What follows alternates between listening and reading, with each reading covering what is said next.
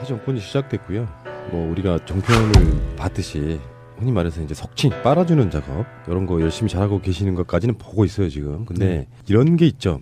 우리는 기본적으로 조중동이 아무리 잘해도 그들이 좋은 메시지를 보내도 믿지는 않죠. 뭐 하려고 저렇게 이상한 메시지 보내지 이렇게 의심의 눈초리를 보잖아요. 근데 최근에 조선일보가요.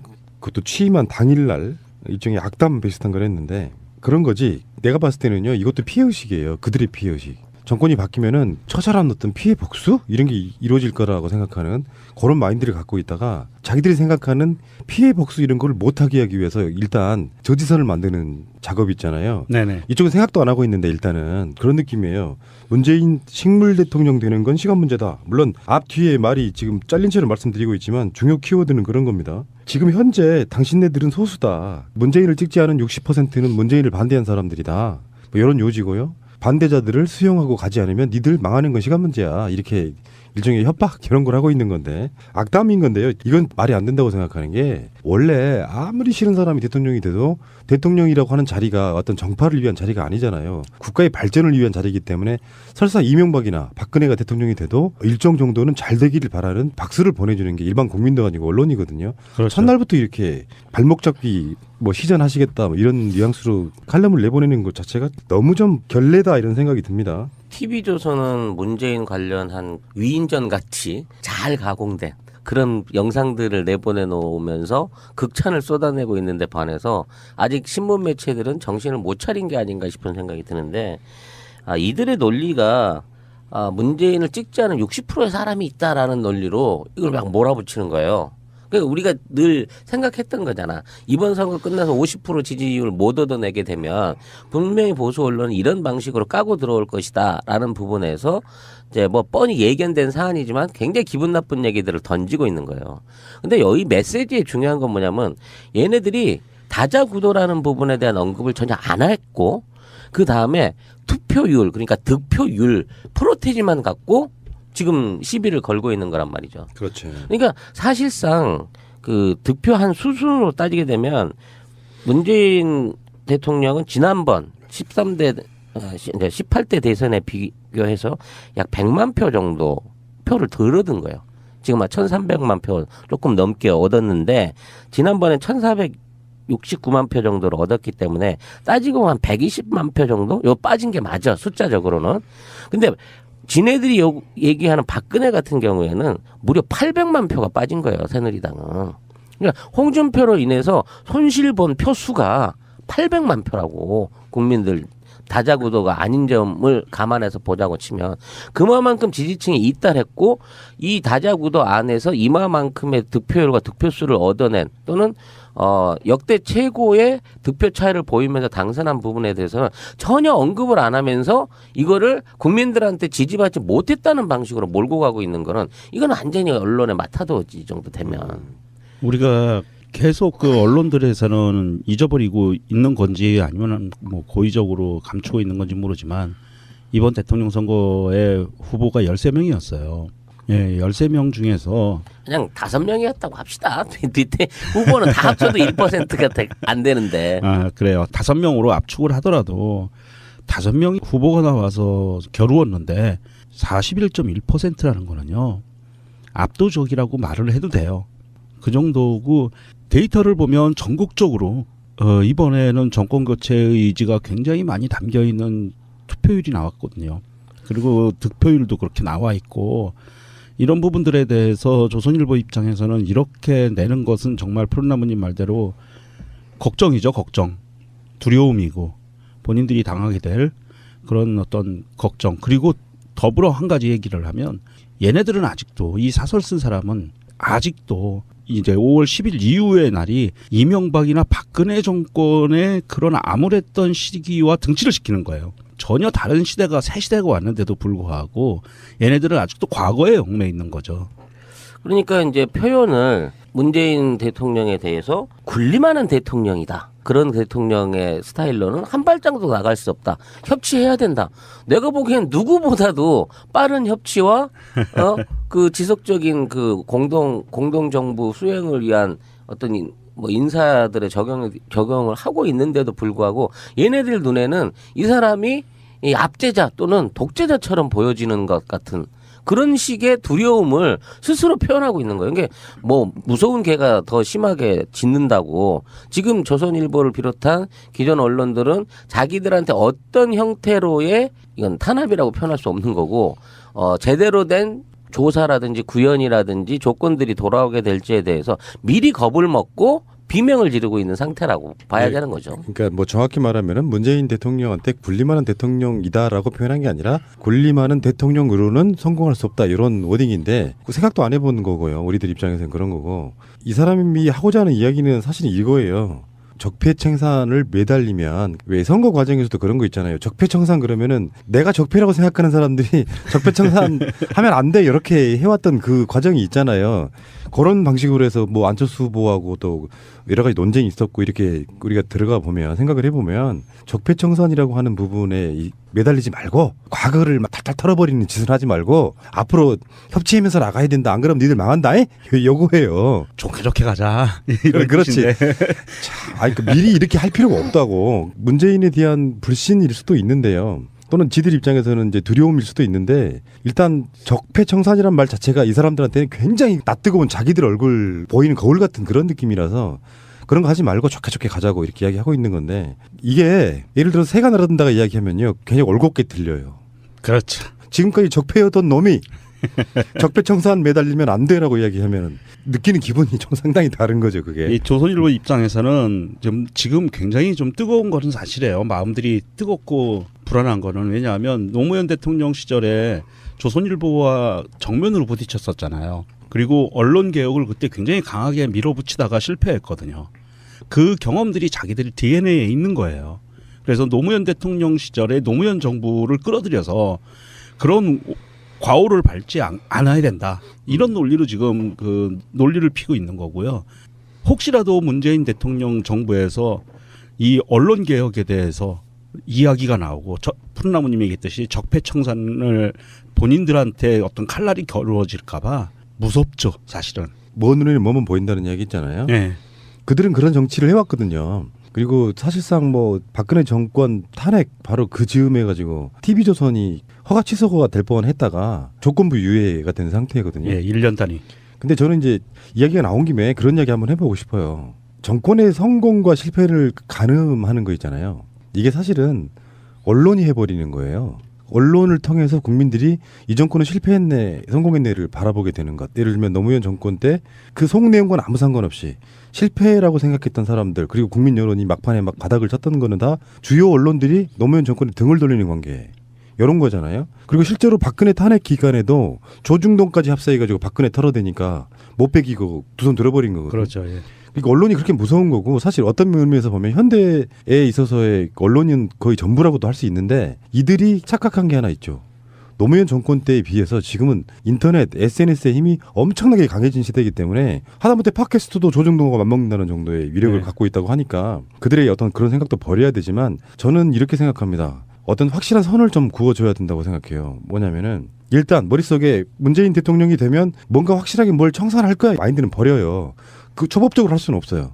예를 들어서 박근혜 정권 탄핵시키는 것도 우리 국민들은 단지 광장에 나와서 촛불을 들었지 뭔가 무력과 불법적인 걸로 박근혜를 끌어내리지 않았잖아요. 지루한 시간들을 견디면서도 탄핵 발의하고 탄핵 통과시키고 헌법재판소 기다리고 구속시키고 이 과정을 견뎠단 말이에요. 그러니까 새로 올라간 정권이 무슨 군사 독재 시대처럼 막 언론인들 잡아 가두고 검찰에 다 구속시키고 이렇게는 못하니까 국민의 힘으로 법으로 밀어붙여서 뭔가를 하겠다는 그런 의미를 갖고 있는 거라고 생각하니까 싹 쓸어버린 이런 용어는 다 일단 버려야 되고요. 그리고 조중동의 아부하라는 이야기는 아니에요. 문재인 정권이. 근데 그들과의 관계를 유지해 가면서 그들의 그 권력지향적인 속성을 잘 이용해 먹으면서 그들도 정권 내내 문재인 정권에 협조할 수 있게끔 그 사람들과의 일종의 당근과 채찍을 병행하면서 그런 언론들이 정부에 우호적으로 가게끔 만들어주면 좋겠다 이런 생각을 해보거든요. 지금 칼럼 쓴 강천석 이 사람이 원래 그런 사설을 되게 많이 쓴 사람인데 이 사람한테 그런 이야기 해주고 싶어요.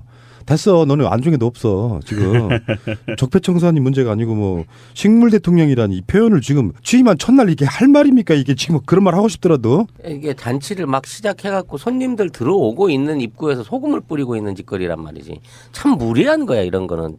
이런 거 언론이라고 말할 수 있는 게 말할 수 있는 것들이 아닌 것이고 이런 방식으로 이번 정권 내내 일종의 언론으로서 권력 길들이기를 나서겠다라는 자세를 보이는 순간 이게 이제 역으로 국민들한테 역풍을 받아서 조선일보 저거 제대로 한번 혼내야 된다라는 일종의 국민적인 반감을 살 수 있는 여지가 있다는 거예요.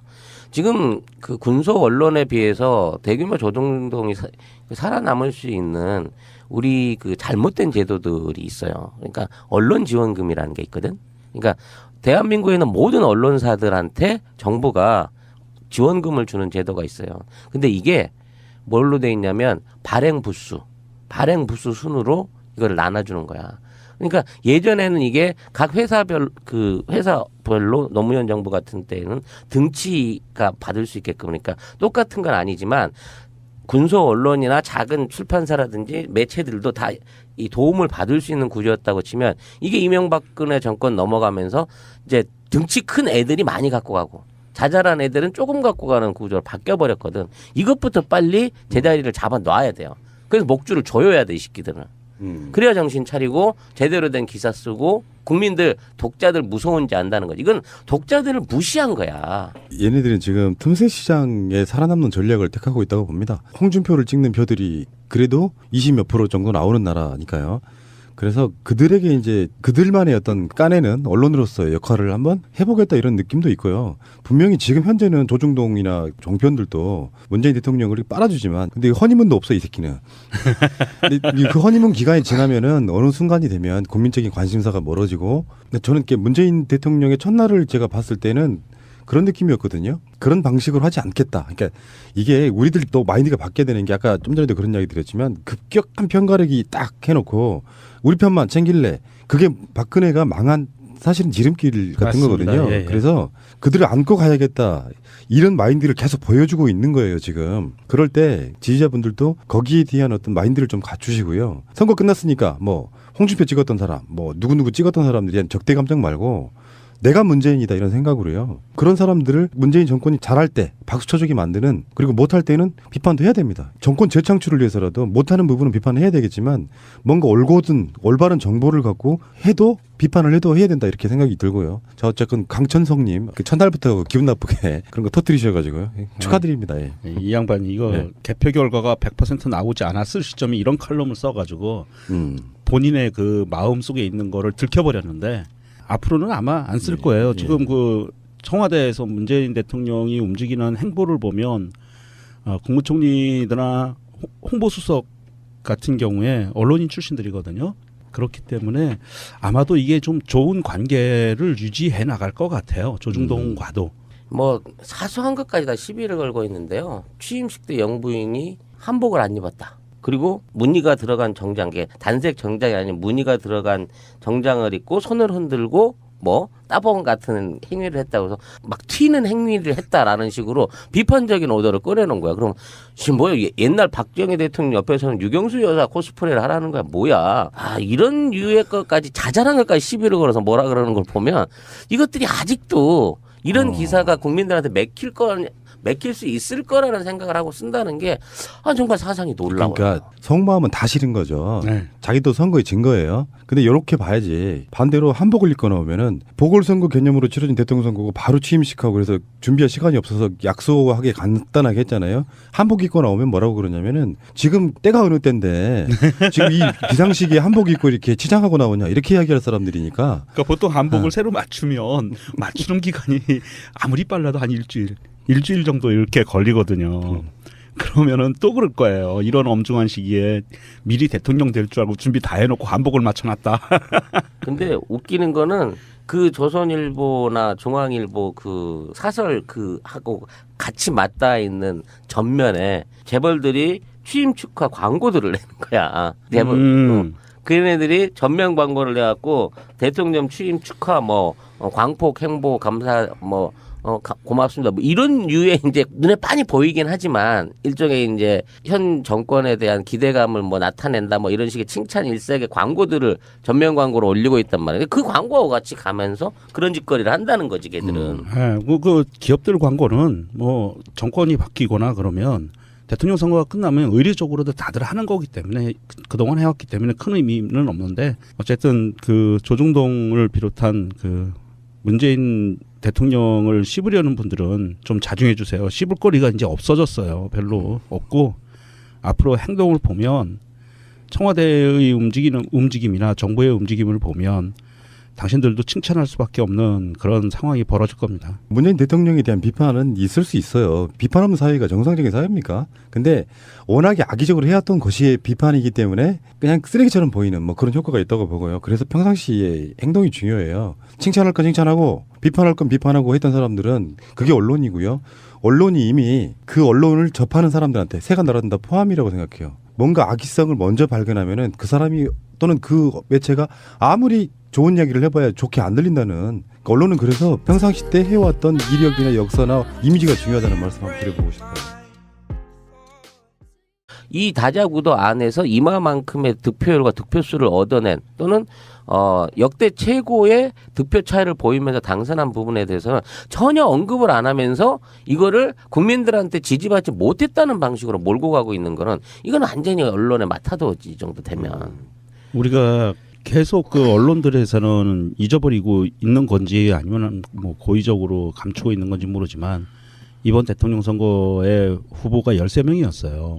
예, 13명 중에서 그냥 5명이었다고 합시다. 뒤에 후보는 다 합쳐도 1%가 안 되는데. 아, 그래요. 5명으로 압축을 하더라도 5명이 후보가 나와서 겨루었는데 41.1%라는 거는요.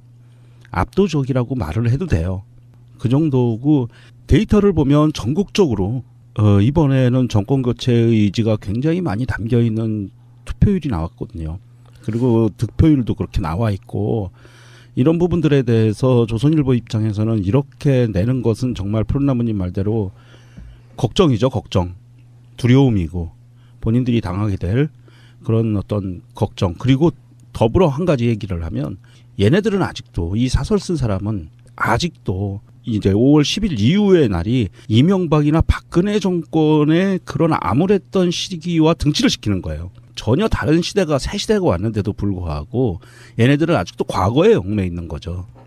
그러니까 이제 표현을 문재인 대통령에 대해서 군림하는 대통령이다. 그런 대통령의 스타일로는 한 발짝도 나갈 수 없다. 협치해야 된다. 내가 보기엔 누구보다도 빠른 협치와 그 지속적인 그 공동 정부 수행을 위한 어떤 뭐 인사들의 적용을 하고 있는데도 불구하고 얘네들 눈에는 이 사람이 이 압제자 또는 독재자처럼 보여지는 것 같은 그런 식의 두려움을 스스로 표현하고 있는 거예요. 이게 뭐 무서운 개가 더 심하게 짖는다고 지금 조선일보를 비롯한 기존 언론들은 자기들한테 어떤 형태로의 이건 탄압이라고 표현할 수 없는 거고 제대로 된 조사라든지 구현이라든지 조건들이 돌아오게 될지에 대해서 미리 겁을 먹고 비명을 지르고 있는 상태라고 봐야 네, 되는 거죠. 그러니까 뭐 정확히 말하면은 문재인 대통령한테 군림하는 대통령이다라고 표현한 게 아니라 군림하는 대통령으로는 성공할 수 없다 이런 워딩인데 그 생각도 안 해보는 거고요. 우리들 입장에서는 그런 거고 이 사람이 하고자 하는 이야기는 사실은 이거예요. 적폐청산을 매달리면 왜 선거 과정에서도 그런 거 있잖아요. 적폐청산 그러면은 내가 적폐라고 생각하는 사람들이 적폐청산 하면 안 돼 이렇게 해왔던 그 과정이 있잖아요.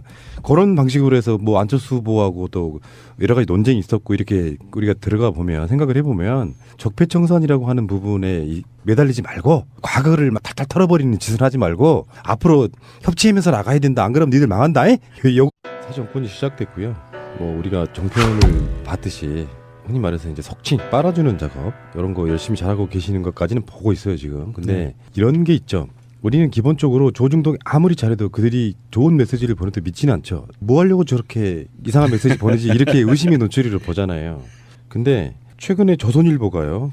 그것도 취임한 당일날 일종의 악담 비슷한 걸 했는데 그런 거지. 내가 봤을 때는요. 이것도 피해의식이에요. 그들의 피해의식. 정권이 바뀌면은 처절한 어떤 피해 복수 이런 게 이루어질 거라고 생각하는 그런 마인드를 갖고 있다가 자기들이 생각하는 피해 복수 이런 걸 못하게 하기 위해서 일단 저지선을 만드는 작업 있잖아요. 네네. 이쪽은 생각도 안 하고 있는데 일단은 그런 느낌이에요. 문재인 식물 대통령 되는 건 시간 문제다. 물론 앞 뒤에 말이 지금 잘린 채로 말씀드리고 있지만 중요 키워드는 그런 겁니다. 지금 현재 당신네들은 소수다. 문재인을 찍지 않은 60%는 문재인을 반대한 사람들이다. 뭐 이런 요지고요. 반대자들을 수용하고 가지 않으면 니들 망하는 건 시간 문제야. 이렇게 일종의 협박 이런 걸 하고 있는 건데 악담인 건데요. 이건 말이 안 된다고 생각하는 게 원래 아무리 싫은 사람이 대통령이 돼도 대통령이라고 하는 자리가 어떤 정파를 위한 자리가 아니잖아요. 국가의 발전을 위한 자리이기 때문에 설사 이명박이나 박근혜가 대통령이 돼도 일정 정도는 잘 되기를 바라는 박수를 보내주는 게 일반 국민도 아니고 언론이거든요. 그렇죠. 첫날부터 이렇게 발목 잡기 뭐 시전하시겠다 뭐 이런 뉘앙스로 칼럼을 내보내는 것 자체가 너무 좀 결례다 이런 생각이 듭니다. TV조선은 문재인 관련 뭐예요? 좋게 좋게 가자. 이런 그렇지. 뜻인데. 아니 그 미리 이렇게 할 필요가 없다고. 문재인에 대한 불신일 수도 있는데요. 또는 지들 입장에서는 이제 두려움일 수도 있는데 일단 적폐청산이란 말 자체가 이 사람들한테는 굉장히 낯뜨거운 자기들 얼굴 보이는 거울 같은 그런 느낌이라서 그런 거 하지 말고 좋게 가자고 이렇게 이야기하고 있는 건데 이게 예를 들어서 새가 날아든다가 이야기하면요 굉장히 올곧게 들려요. 그렇죠. 지금까지 적폐였던 놈이 적폐청산 매달리면 안 돼라고 이야기하면 느끼는 기분이 좀 상당히 다른 거죠 그게. 이 조선일보 입장에서는 지금 굉장히 좀 뜨거운 것은 사실이에요. 마음들이 뜨겁고 불안한 거는 왜냐하면 노무현 대통령 시절에 조선일보와 정면으로 부딪혔었잖아요. 그리고 언론 개혁을 그때 굉장히 강하게 밀어붙이다가 실패했거든요. 그 경험들이 자기들 DNA에 있는 거예요. 그래서 노무현 대통령 시절에 노무현 정부를 끌어들여서 그런 과오를 밟지 않아야 된다. 이런 논리로 지금 그 논리를 피고 있는 거고요. 혹시라도 문재인 대통령 정부에서 이 언론 개혁에 대해서 이야기가 나오고 푸른나무님이 얘기했듯이 적폐청산을 본인들한테 어떤 칼날이 겨루어질까 봐 무섭죠. 사실은. 먼 눈에 뭐만 보인다는 이야기 있잖아요. 네. 그들은 그런 정치를 해왔거든요. 그리고 사실상 뭐 박근혜 정권 탄핵 바로 그 즈음에 가지고 TV조선이 허가 취소가 될 뻔했다가 조건부 유예가 된 상태거든요. 예, 1년 단위. 근데 저는 이제 이야기가 나온 김에 위인전 같이 잘 가공된 그런 영상들을 내보내 놓으면서 극찬을 쏟아내고 있는데 반해서 아직 신문 매체들은 정신을 못 차린 게 아닌가 싶은 생각이 드는데 이들의 논리가 문재인을 찍지 않은 60%의 사람이 있다라는 논리로 이걸 막 몰아붙이는 거예요. 그러니까 우리가 늘 생각했던 거잖아. 이번 선거 끝나서 50% 지지율 못 얻어내게 되면 분명히 보수 언론은 이런 방식으로 까고 들어올 것이다라는 부분에서 이제 뭐 뻔히 예견된 사안이지만 굉장히 기분 나쁜 얘기들을 던지고 있는 거예요. 근데 여기 메시지의 중요한 건 뭐냐면 얘네들이 다자구도라는 부분에 대한 언급을 전혀 안 했고 그 다음에 투표율 그러니까 득표율 프로테지만 갖고 지금 시비를 걸고 있는 거란 말이죠. 그렇죠. 그러니까 사실상 그 득표한 수순으로 따지게 되면 문재인 대통령은 지난번 18대 대선에 비교해서 약 100만 표 정도 표를 덜 얻은 거예요. 지금 1,300만 표 조금 넘게 얻었는데 지난번에 1,469만 표 정도를 얻었기 때문에 따지고 한 120만 표 정도? 요 빠진 게 맞아 숫자적으로는. 근데 지네들이 얘기하는 박근혜 같은 경우에는 무려 800만 표가 빠진 거예요. 새누리당은. 그러니까 홍준표로 인해서 손실 본 표 수가 800만 표라고 국민들 다자구도가 아닌 점을 감안해서 보자고 치면 그만큼 지지층이 이탈했고